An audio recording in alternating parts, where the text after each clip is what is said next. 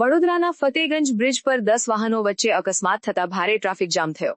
વડોદરા શહેરના અતિ વ્યસ્ત ગણાતા ફતેગંજ બ્રિજ પર એક સાથે 10 જેટલા વાહનો વચ્ચે શ્રેણીબદ્ધ અકસ્માત સર્જાતા ભારે અફરાતફરીનો માહોલ ઊભો થયો હતો।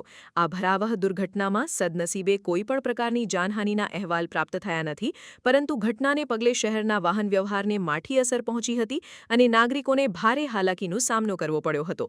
પ્રાપ્ત માહિતી અનુસાર બ્રિજ પરથી પસાર થઈ રહેલા વાહનો પૈકી કોઈ એક ચાલકે અચાનક બ્રેક મારતા પાછળ આવી રહેલા અન્ય વાહનો એકબીજા સાથે ધડાકાભેર અથડાયા હતા। આ અકસ્માતમાં કાર સહિતના અનેક વાહનોના કચરઘાણ વળી ગયા હતા અને વાહનોને વ્યાપક નુકસાન પહોંચ્યું હતું।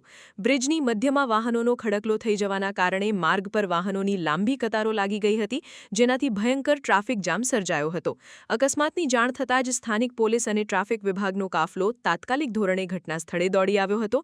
તંત્ર દ્વારા ક્રેનની મદદથી ક્ષતિગ્રસ્ત વાહનોને બ્રિજ પરથી હટાવવાની કામગીરી યુદ્ધના ધોરણે હાથ ધરવામાં આવી હતી અને ભારે જહેમત બાદ વાહન વ્યવહાર પૂર્વવત કરવામાં આવ્યો હતો। પોલીસે આ સાંકળરૂપી અકસ્માત પાછળના વાસ્તવિક કારણો જાણવા માટે વધુ તપાસ શરૂ કરી છે।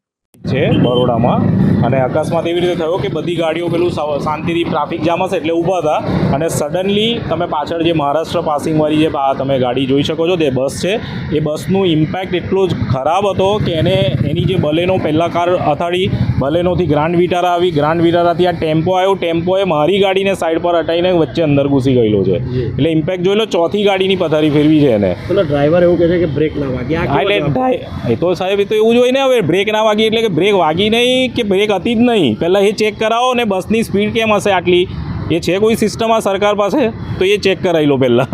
શું નામ તમારું? સ્વપ્નિલ પટેલ।